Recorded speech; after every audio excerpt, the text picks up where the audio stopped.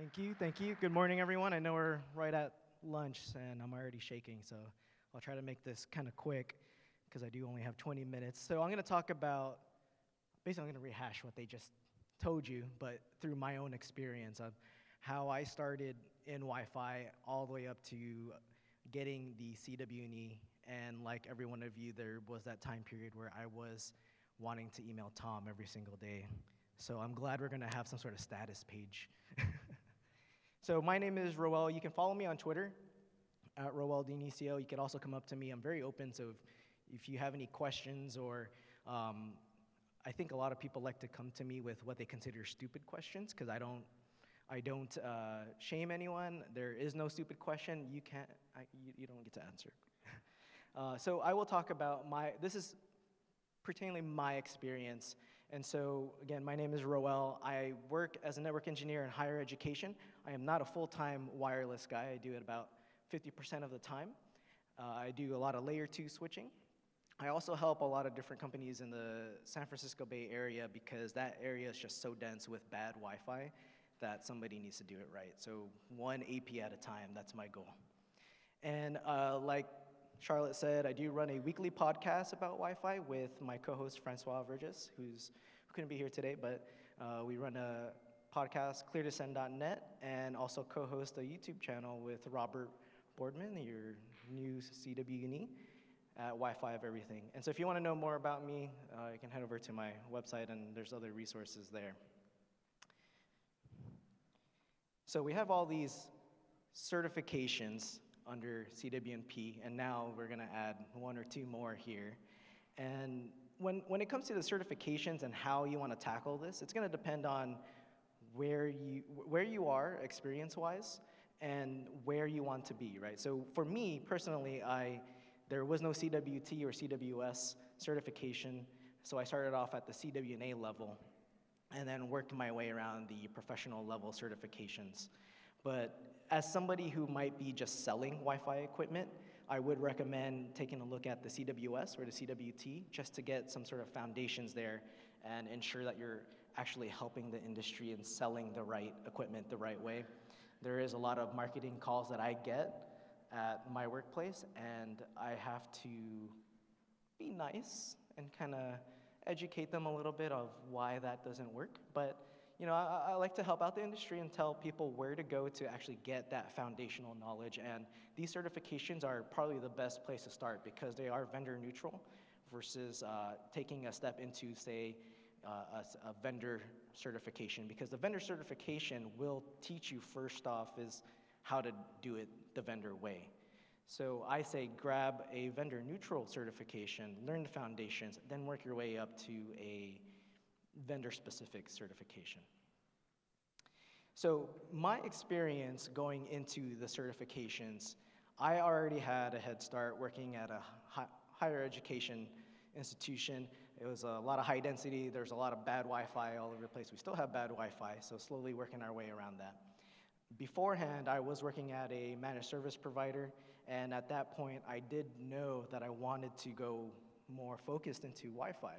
And so the way I did that is I threw myself out there to my managers and I said, hey, if there's any Wi-Fi projects, Wi-Fi related projects that nobody wants to take lead on, I want to be that guy.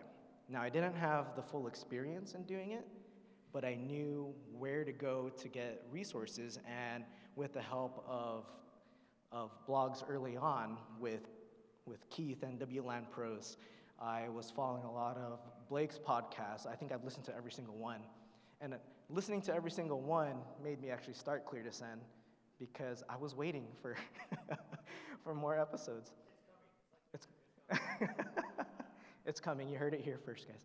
So it's people like them. Sam has a great blog when it comes to like Cisco equipment. So I was doing a lot of Cisco and reference Sam's blog. And Rasika has probably the best blog in terms of going through certifications as well. So I was reading a lot of blogs and then also throwing myself into projects. So I kind of put myself out there professionally by saying I want to take this on, and then just gaining that experience, knowing you're going to make mistakes along the way. You're going to make mistakes. I made plenty of Wi-Fi mistakes that I'm not proud of. I don't talk about them. I did do a lot of bad co-channel designs. I did put APs where you shouldn't be putting them. But hey, that's just part of the learning process. You're gonna do things incorrectly, and as you learn, you're gonna hopefully go back and fix them, right? So going in, that was my experience, and this is my timeline for when I took the CWNA and became a CWNE. I got serious back in 2014 when I was working at an MSP, and when I went to higher education, I said, you know, Wi-Fi is in higher education needs to be serious. It needs to be taken as serious as the wired network. And they put a lot of emphasis on the wired network, but everyone was wireless. And so there's a lot of tickets coming in about, hey, we got poor Wi-Fi here, I got slow connectivity over here. And so in October of 2015, that's when I obtained my CWNA. And I thought getting the CWNA gave me such a wealth of information. And I want to thank, I think it was David Coleman and David Westcott with the Cybex book. And even better now, if you guys can take one home and get that through your check luggage, that book itself is probably a huge resource for you. It doesn't have to be a certification guide. You can use it as a reference. Like, I still have these books that I reference to in order to get the information that I'm looking for on a specific topic. It took me over a year, or a little under a year, to actually go for the CWAP. And so this was the sequence of exams that I took. And the CWAP, I went there first because of the guidance that a lot of the people before me had given. And it's still what I would recommend going first, is going through analysis, which will help you, give you the benefit when you go to the DP and the SP. And the analysis is actually my favorite exam. Now, I did pass it after the new one, and I will say I did fail this exam the first time when it was really difficult. It was and difficult in a way where I liked it, because it really tested your knowledge on frames and what frame you're looking at. And so I tried to pass that exam before the change, and I didn't make it, so I ended up passing the new one.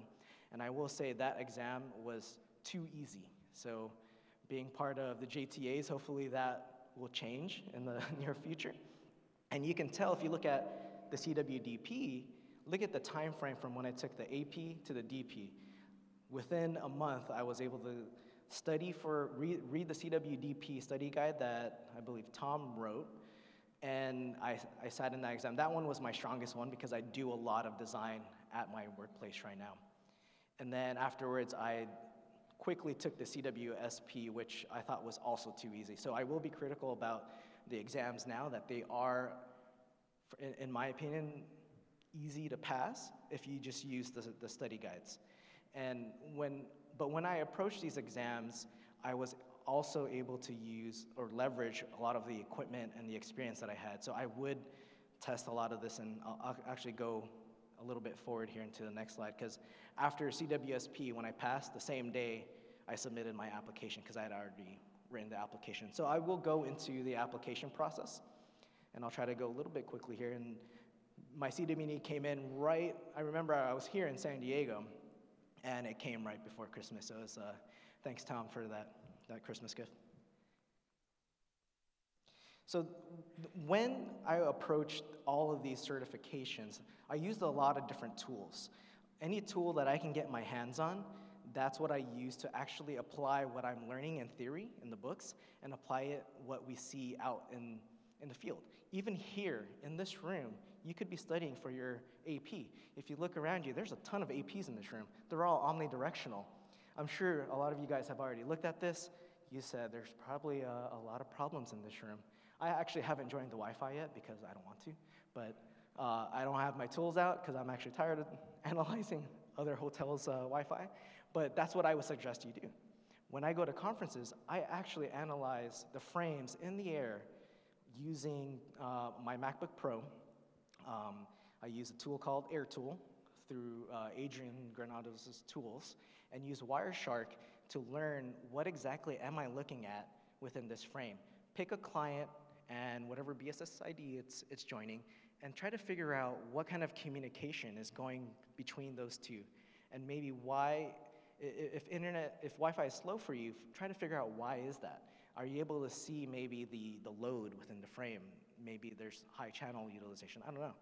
So I use tools like Wireshark to start off with because it's a free protocol analyzer. I've used trials of OmniPeak. If you don't have OmniPeak, OmniPeak's a really great protocol analysis application beyond Wi-Fi, but you do need the adapters. But I suggest starting with Wireshark because you actually have to look for the frames that you're trying to find when you start doing analysis. When it comes to what access points you want to use, it doesn't matter what kind of access point you're going to use because they all speak Wi-Fi. So if you have Wi-Fi at home, you already have the equipment to start learning how Wi-Fi works. Even if you're still using that crappy Linksys access point, try to figure out why is it crappy, right? Those are the kind of questions you need to ask. Why are people saying this doesn't work versus this? Try to validate those assumptions or those opinions with your own analysis, looking at that, how Wi-Fi works between your devices, or even some of the common questions I get at the workplace. You know, the Wi-Fi works fine at my house. How come it doesn't work here? What's the best way to answer that to a non-technical person?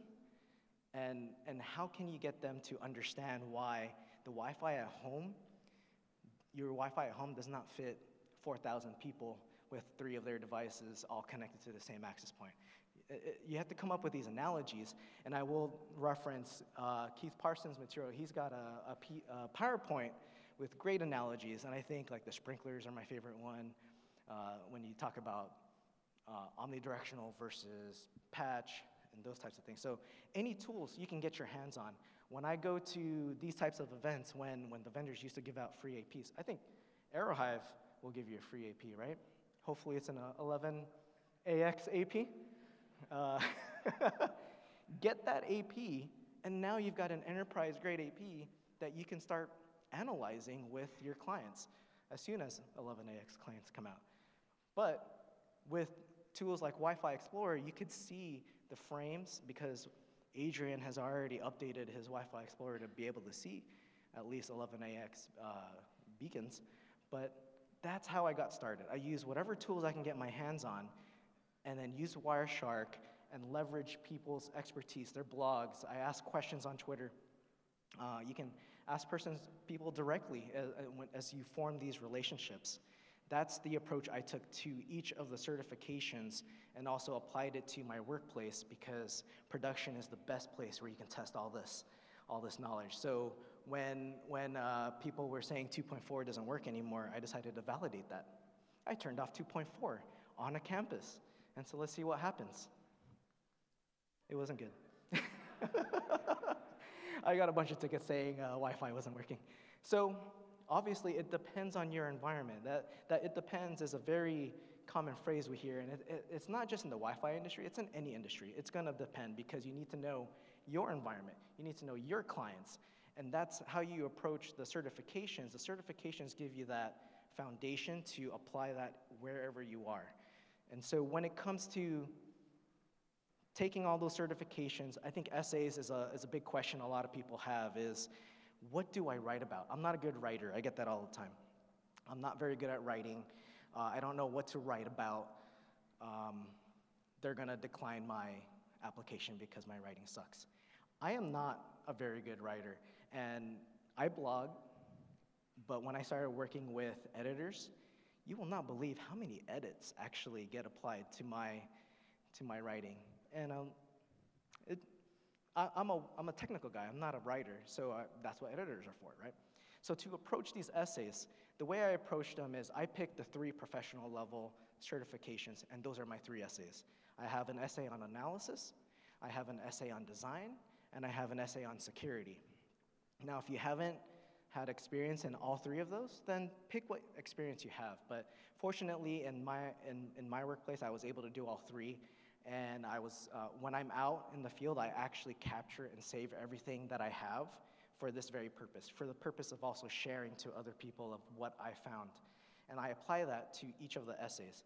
When you write the essays, you don't have to write a novel. Keep it to about 2 pages max. And when you write the essays, you want to be able to demonstrate what you've learned from the certifications that you just acquired. This is what the essays are for, to be able to explain, okay, how well do I know analysis? Was I able to use the knowledge from the AP exam and apply that to an issue in this specific environment and solve it? If so, how did you do that? So you add some technical detail in there, but also you're speaking to a human. The guys reading your essays are people. They're not robots that automatically analyze. I don't know, we might be getting there with machine learning and AI, but the people will be reading your essays. They want to know and find out, do you understand the material? Do you understand how to even demonstrate what you've learned in each of those essays and apply it in a way that educates others as well? Because when as an expert, people are looking to you to solve issues. So you need to be able to speak to them, even at their level, not at a super technical level, but a level where they go, all right, you know what you're talking about, so I trust that you're able to do this. I'll leave it to you now. And so you want to be able to write that, not a novel, keep it to 2 pages, but also maybe add an image or two. I've added images into my essays, and I wouldn't use all images, but I do, like, if I'm dealing with analysis and spectrum, I will include a spectrum graph in there.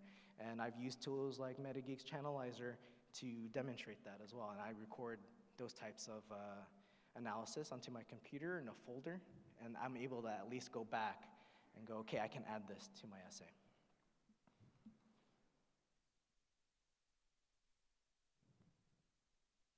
Okay, now I'm gonna have to wing it. All right, there you go. So the other question is endorsers. I think the most common misconception is you have to get all CWNEs to endorse you. That's not the case. I didn't have 3 CWNEs endorsing me. I went to my colleague who I worked with the closest in a lot of Wi-Fi projects, and I said, hey, can you endorse me? He said, what the heck am I endorsing you for? So he was on there. I explained it to him, like, hey, I'm getting my CWNE certification. And he filled out the application and sent it in. The next person I had that endorsed me was my manager, because he also knew how I worked with these projects, what was successful, where I didn't do so well, and he was my endorser. And then I used also a CWNE who knew my work as well, and he endorsed me. Like, you don't have to get all CWNEs. I don't recommend you find all the CWNEs. Don't leverage the CWNE map to find them all and then send a broadcasted email and say, hey, can you endorse me? Do not do that. These guys, you want people to know your work. Those are the ones who should endorse you, because you don't want CWNP calling these guys and then all of a sudden, wait, I endorsed somebody? Like, what? No, I don't know that guy. So it doesn't matter if they're CWNE or not. They just need to know that you've actually done the work very well. You understand what you're doing, and they can say, yes, I trust this guy, does expert level Wi-Fi.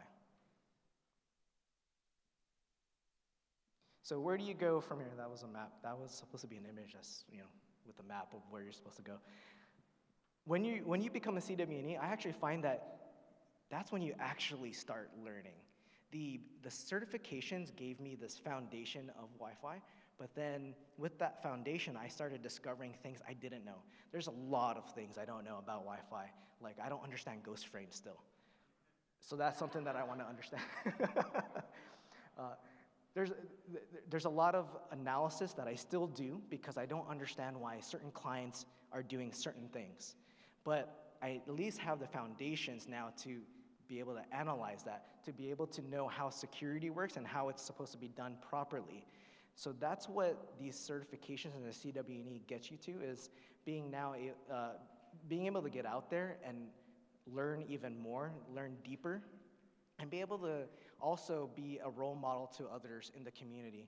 So if you have any questions, concerns, or there's something that you're trying to do, you can reach out to a lot of the CWNEs. You can reach out to me if you want to. I'm always an open book. And that's pretty much it. And I highly suggest you guys get on Twitter. It can get a little bit busy. The Wi-Fi Pro Slack. Find Sam Clements. He can add you. There's a lot of great discussions that happen there. A lot of times I'm just a fly on the wall, just watching, and I can't contribute much because it's way beyond my my head. But it's great to get out there and ask questions, and that's what my role, my road to CWNE became, is someone who did it just for me. I did it just for my own purpose. My employer does not care whether or not I have a CWNE certification. Nobody around me at work has a CWNE certification or any certification for that matter. Thanks, guys.